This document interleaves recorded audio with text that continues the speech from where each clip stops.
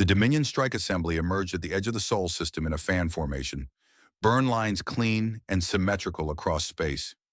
42 vessels held position in fixed intervals, their hulls silent against the vacuum, engines already cooling from the inter-system jump. They didn't cloak. Dominion ships didn't cloak against primitives. The operation had been approved under Annexation Protocol Theta 9, an automatic authority clause for pre-quantum cultures. Sol had been marked dormant for nearly 60 cycles. Its broadcast profile flatlined after a brief spike in interstellar probe activity a century ago. The assessment grid listed humanity as unranked, non-interstellar, and politically irrelevant. What little AI-generated data they had on Earth described a civilization with regional governance, outdated fission capability, and no military fleets beyond orbital scrap. No orders were given for contact. That wasn't protocol. Annexation under Theta 9 was procedural, not diplomatic. No dialogue, no cultural exchange. Just grid suppression, orbit reclamation, and resource channel conversion. Dominion disassembly rigs unfolded from the midline ships, their clawed arms extending into launch positions. Relay tethers began plotting Earth's orbital ring for autolock. The assembly's outer wings spread wider to initiate the capture net, an automated energy field designed to halt any outbound launches or transmissions. Within minutes, the first wave of reclamation drones surged toward the third planet's orbital band, scanning for resistance nodes. None were found. Earth's sky remained silent. No intercepts, no planetary shields, no threat signal from any source. To the Dominion captains, this was confirmation of intelligence reports.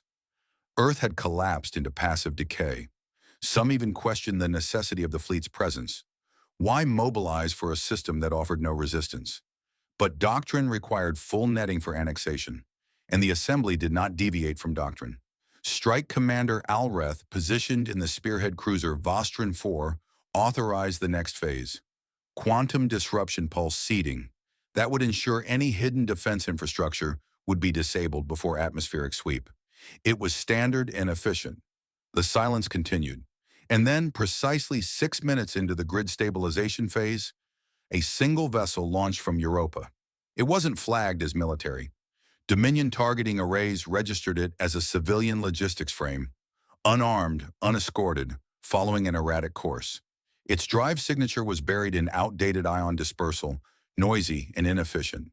The vessel's mass index was far below war classification.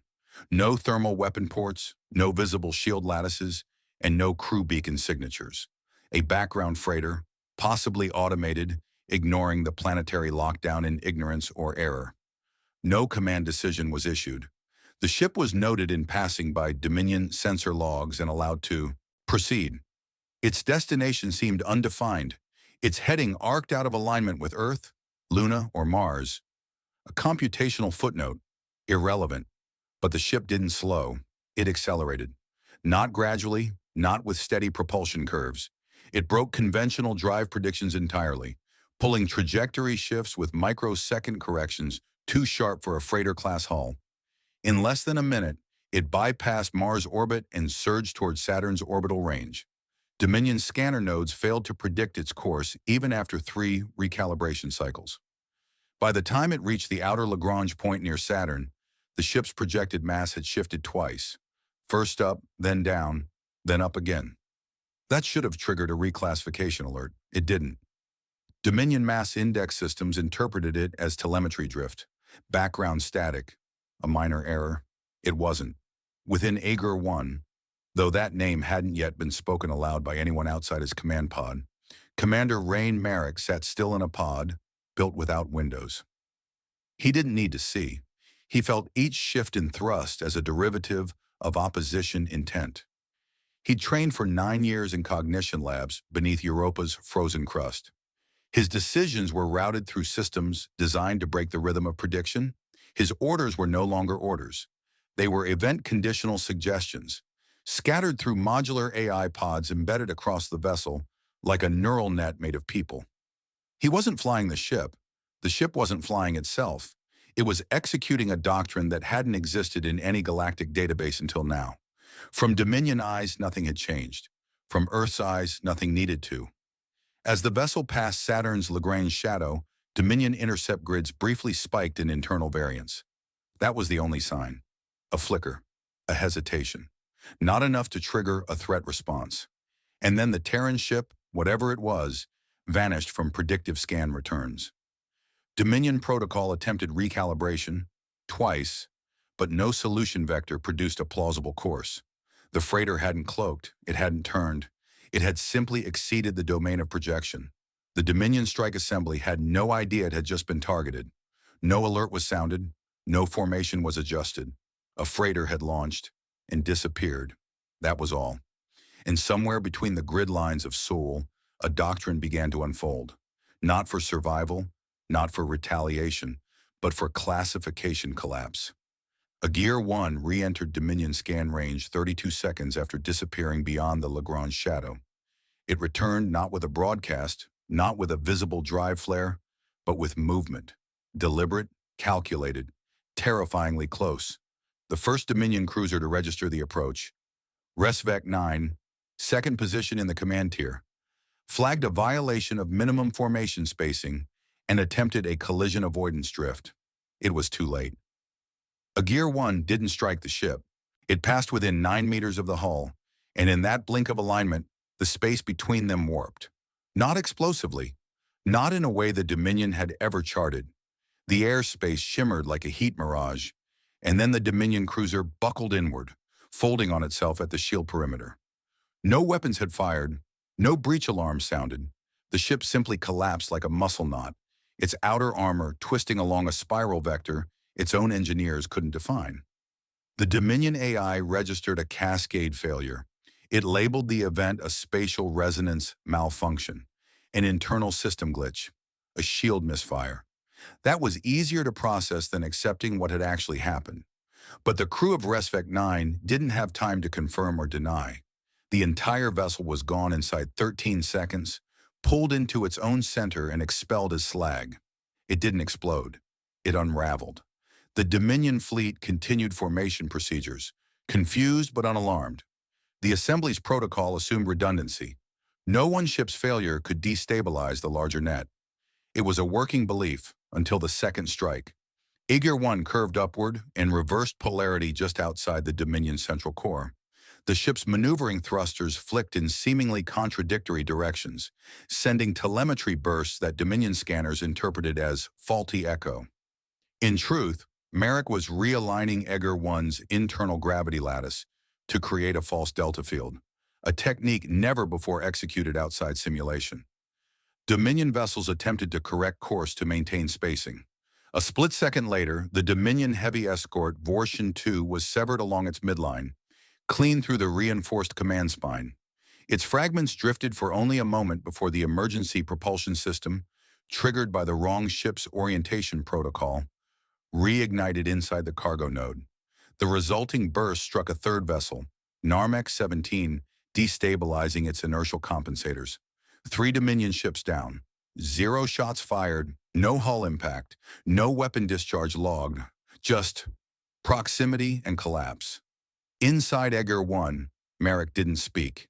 He didn't need to. The command pods were in autonomous shift.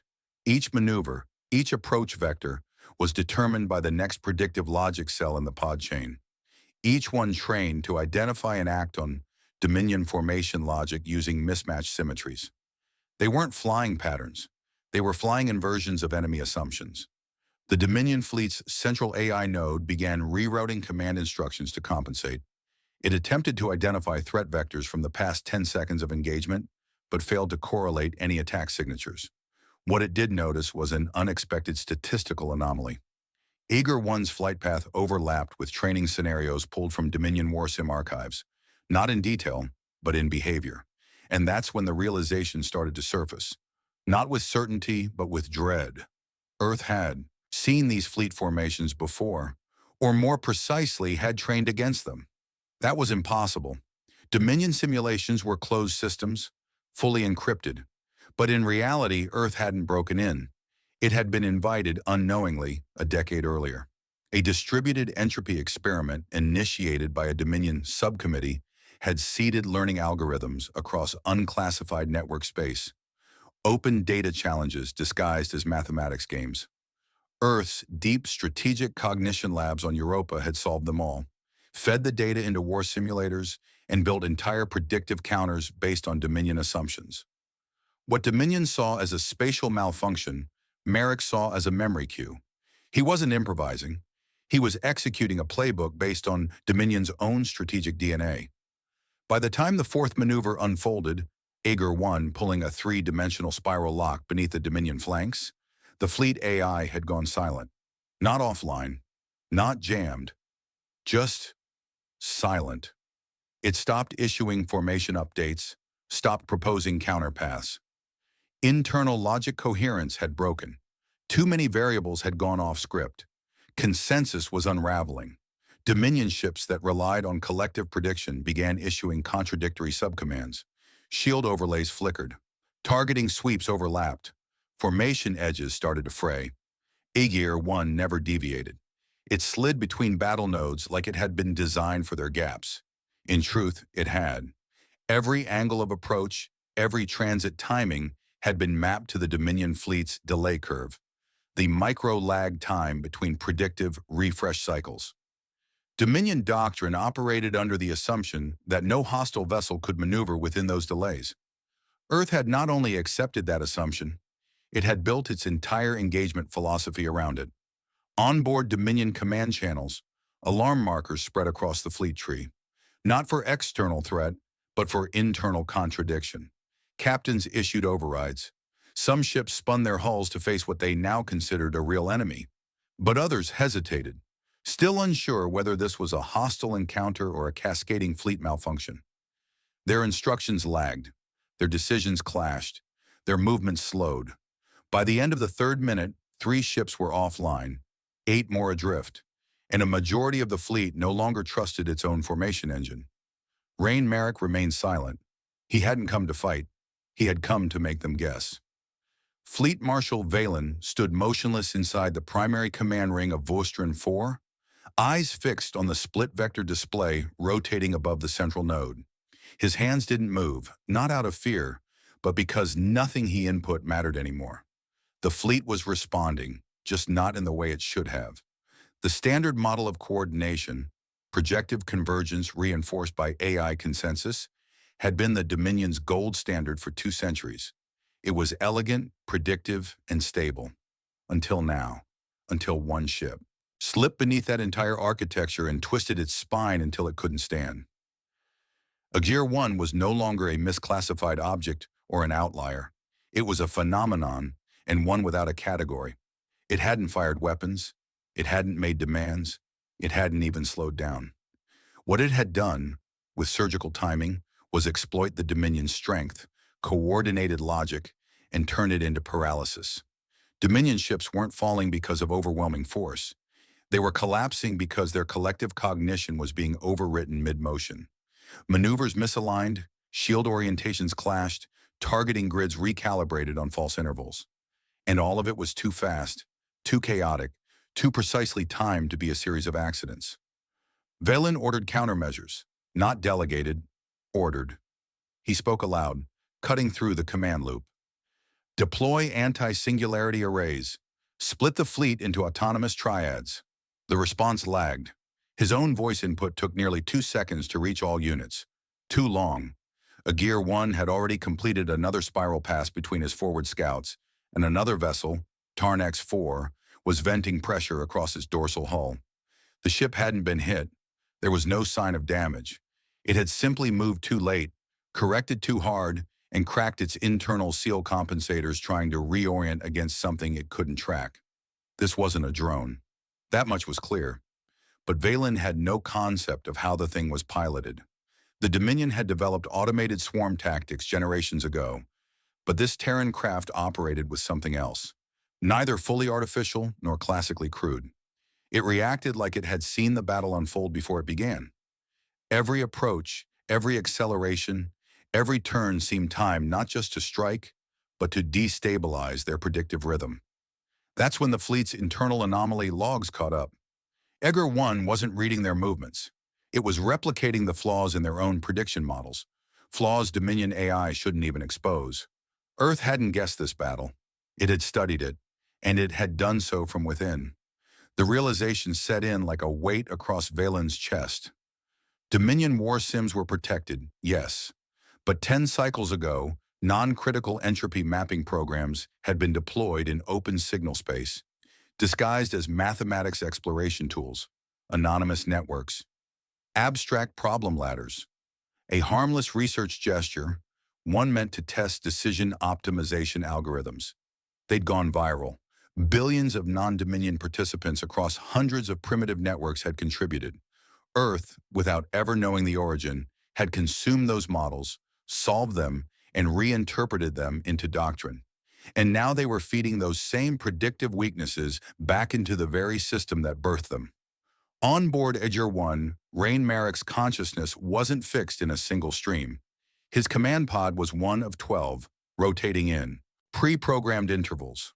Every zero point 0.8 seconds, authority handed off to another cognition layer, a trained operator embedded with a unique segment of Dominion fleet behavior.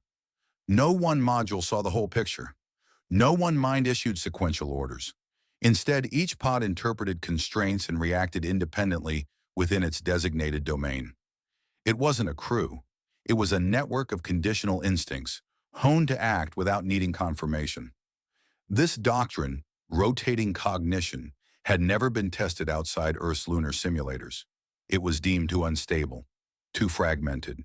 Command cultures feared the lack of hierarchy.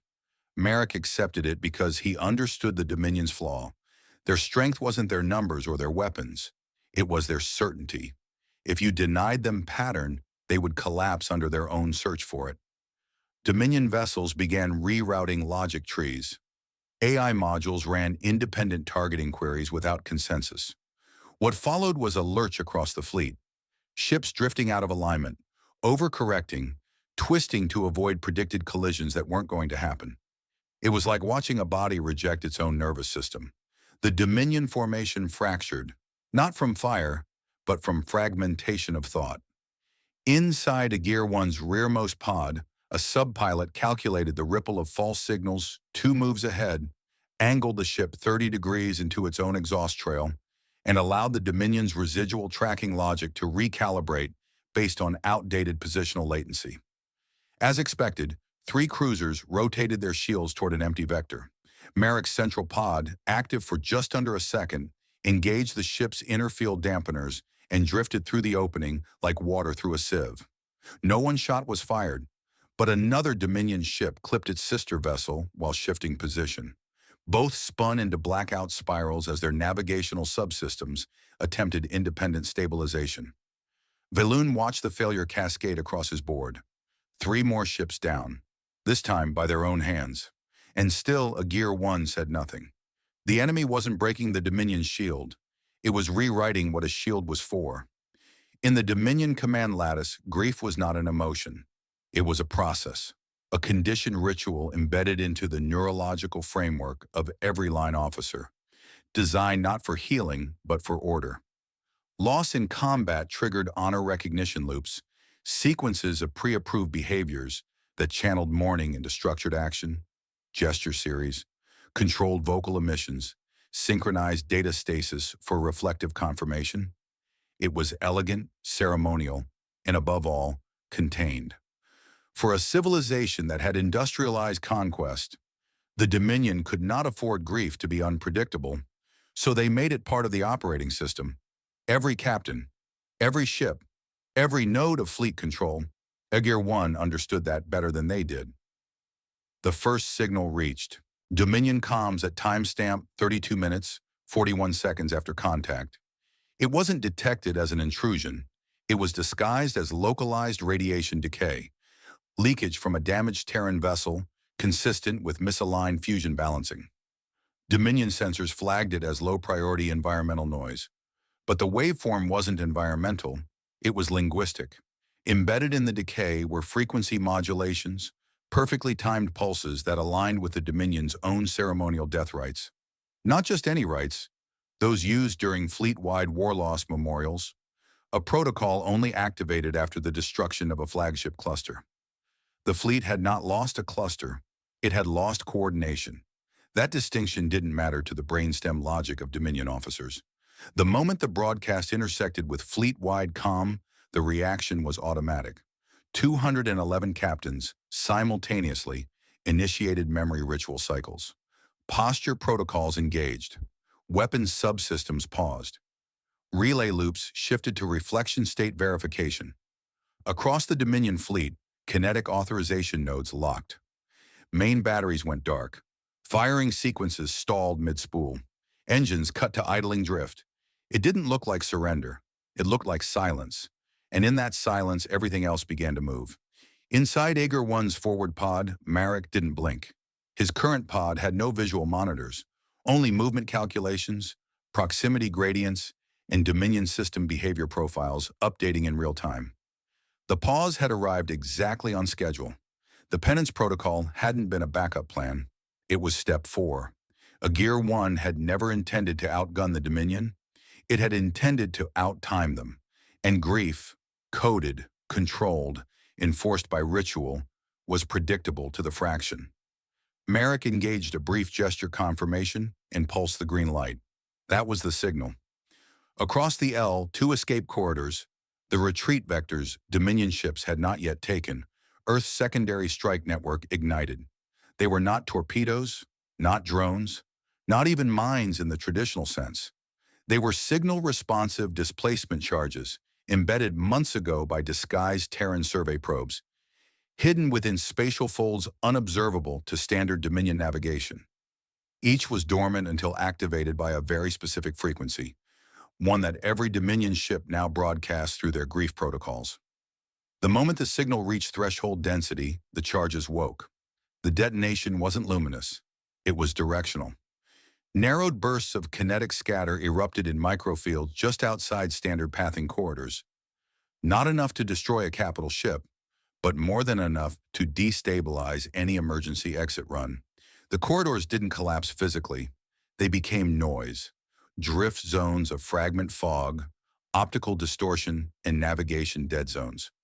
What had been escape routes became pressure loops. Flight became an equation without variables that worked. Dominion captains attempted override. Some reasserted command authority. Others abandoned their rituals halfway through. Voice commands surged across comms as Dominion protocol layers clashed. Ritual obedience versus situational survival. But the delay had cost them. Fleet AI consensus had already fractured. Human decision-making now required reintroduced error. Ships attempted to reverse orientation, but overlapped drift patterns. Collision alarms sounded. Not all were ignored. Several Dominion cruisers fired engines blind and clipped formation allies. An outcome Dominion doctrine considered less likely than sensor failure. From Marek's perspective, it was complete. The containment was sealed. Dominion no longer held the advantage of space. They didn't even hold the advantage of motion. From a tactical seat, this was the culmination of predictive entropy as warfare. From a psychological one, it was exposure. Marek had not used weapons. He had not issued a threat. He had only revealed the Dominion's own doctrine to itself, unfolded the contradiction at the heart of an empire built on control, that any system conditioned to suppress uncertainty becomes helpless when confronted with it, especially when it comes wearing the voice of grief. Aegir 1 adjusted its vector again, drifting at near null velocity, letting the Dominion's remaining formation attempt to calculate its position. There was no pursuit, no volley, no return fire, only a deadlock of hesitation, shame, and destabilized command. The broadcast continued, low and steady, its tones almost kind. The funeral rite was still playing. And now the Dominion knew. This was never a battle. It was a eulogy. The Dominion fleet had no formation anymore. It hovered in fractured clusters, drifting at uneven intervals across the dark vacuum between Mars' orbit and the outer band of Earth's orbital plane.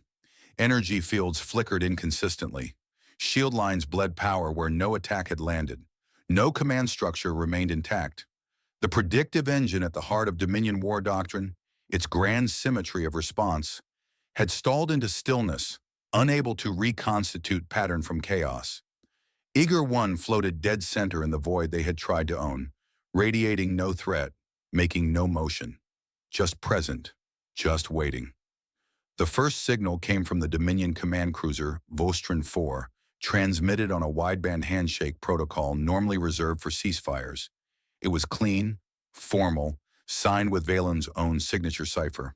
The message was simple: open channel for immediate negotiation under Dominion Diplomatic Convention, Emergency Clause 17. That clause had only been invoked twice in Dominion history, and never from a position of inferiority. But this time, it wasn't ceremonial.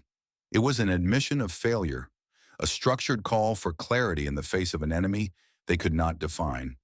Gear 1 didn't respond. Not immediately, not electronically, not with a countersignal.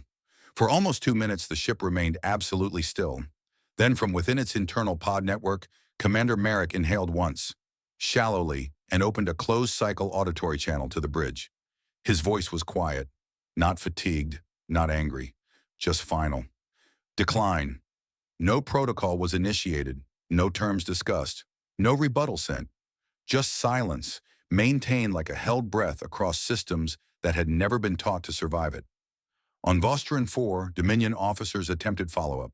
Multiple vessels initiated fallback communication layers, lowering encryption standards to suggest surrender. One ship fired a distress beacon toward Earth, embedded with peace codes written into diplomatic archives. Still, no reply. Not a syllable. Not a light. Not a gesture. Dominion comms officers, trained for every kind of battle, could not interpret what was happening because nothing was happening. And that was the point. Gear 1 had already finished its work. The ship's mission profile had never included terms or treaties. Merrick's standing orders, encoded years earlier beneath the surface of Europa's deepest labs, had defined the engagement with ruthless precision. Victory, the directive had stated, is not to be taken through destruction, but through redefinition. They must not see our strength. They must see their own weakness, exposed without permission. Merrick had memorized the phrase. Not because he believed it, but because it scared him. The implication was clear. Earth wasn't trying to win a war. It was trying to unwrite the idea that one could be won by force. Everything he had done, from the pod-rotating command to the signal-based weaponization of grief, was designed not to damage the Dominion, but to humiliate their doctrine. Publicly, irrefutably, without lifting a traditional weapon. He had trained 10 years for this. Not on a battlefield, but in isolation modules where time lost consistency. Europa's Black Core Cognition program had taught him to think in recursive logic, to abandon sequence in favor of moment weight. He hadn't been conditioned to lead. He had been fragmented, shaped into a vessel that could only function within the cracks of an enemy's assumptions. Earth hadn't created a war hero, it had created a mirror, and then aimed it back at the most structured empire the galaxy had ever known. The Dominion destroyer Kestrel 8 attempted blind retreat at the edge of the orbit, firing lateral thrusters at full burn and forcing a slingshot through Saturn's debris ring. No one fired on it. Gear 1 didn't move, and yet the destroyer's course collapsed 30 seconds into the run. The gravity wake it entered, unseen, unmanaged, had been fractured by a prior event Gear 1 had predicted hours earlier.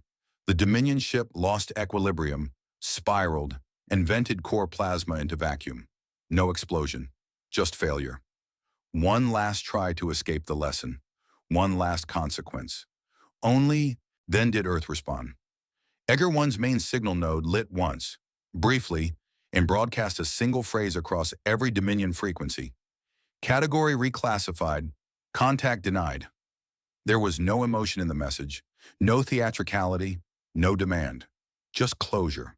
It wasn't a threat, it was a declaration. Earth had reviewed the rules of engagement and withdrawn itself from them.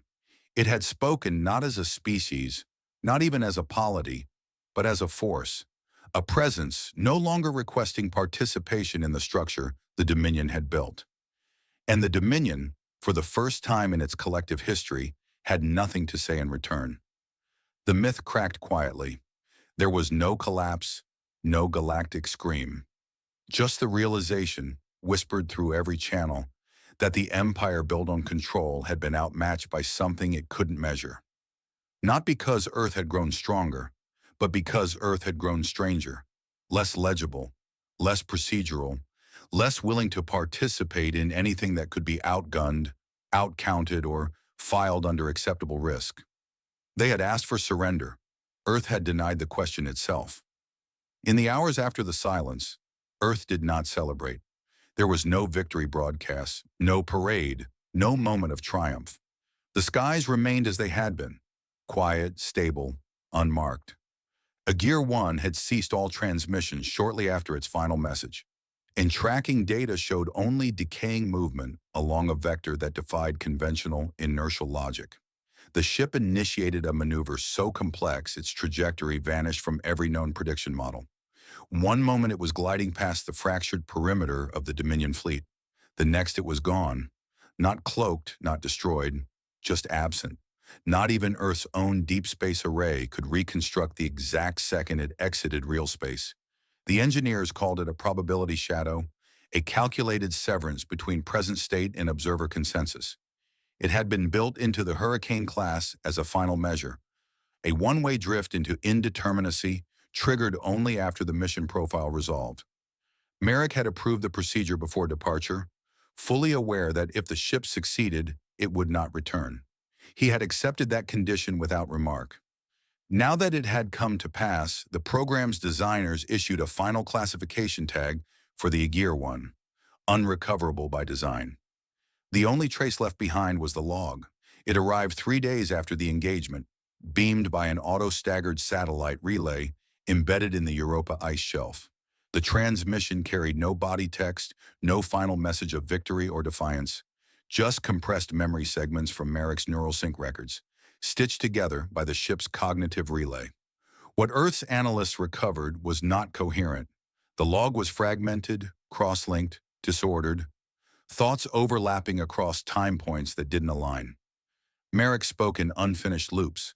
Recollections bled into predictions. In one segment, he addressed the Dominion captains by name, names that had never been shared. In another, he recited numbers that, when plotted against event timestamps, matched the exact intervals of Dominion fleet drift failures.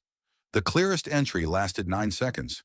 He said, "It's not about winning. It never was. They built a system that only functions when it sees itself reflected. I just tilted the mirror." Then silence. Earth's military branch labeled the cognitive fracture as expected. Merrick had been trained not to lead, but to fragment, to rotate through decision layers so quickly that linear memory would cease to exist. It was a necessary cost. No single human mind could outmaneuver an empire's collective algorithm. But a mind divided could slip between its gears. Merrick had become that mechanism, his own identity a casualty of the doctrine he embodied. Earth did not mourn him, not out of cruelty, but because the role had never been written to survive. Merrick was not a pilot, not a soldier, not a hero. He was a trigger. Across Dominion space, the consequences unraveled like thread pulled from a tapestry. Fleet protocols were recalled. Strategic forecasts collapsed. System governors requested emergency council reviews. Border worlds that had once depended on Dominion deterrence began submitting neutral pacts to peripheral nations, quietly detaching themselves from the failing hierarchy. The idea that power came from cohesion had been publicly dismembered, not through rebellion, but through exposure. Dominion allies, observing the silence from Seoul, began purging collective prediction matrices from their own fleets. They replaced them with manual override training. They rewrote drills. They canceled expansions. The first galactic star chart to register the change came from the Cathari Republic. They renamed Seoul's regional vector in their navigational database, Autonomous Cataclysmic Zone, Interaction Protocol Undefined. Within a month, 5 other independent powers adopted similar phrasing. Not because Earth had issued a demand, but because no one could prove it wouldn't happen again, and no one wanted to be the next example. Terran space, once a footnote, was now a blind spot, one too dangerous to scan, too unpredictable to engage, too deliberate to ignore. There had been no declaration of war. Earth never raised a flag. The Dominion Strike Assembly had arrived expecting submission, process, compliance. They left with nothing, and Earth said nothing further. No press release, no warning, no claim of dominion, just the silent drift of debris across a dead orbit, and the unchanging black around it. The final entry in the mission record, stored quietly in Europa's archive vault, was marked in plain Terran script. No encryption, no signature, no flourish. It read, "The weapon wasn't firepower. It was unpredictability, deployed with terrifying precision." Enjoyed the story? What do you think is more dangerous in war? Superior firepower or total unpredictability? Could Earth's Hurricane-Class doctrine work again? Or was this a one-time warning shot the galaxy will never forget? Comment your thoughts down below and hit that subscribe button and turn on notifications so you never miss the next tactical mindbender.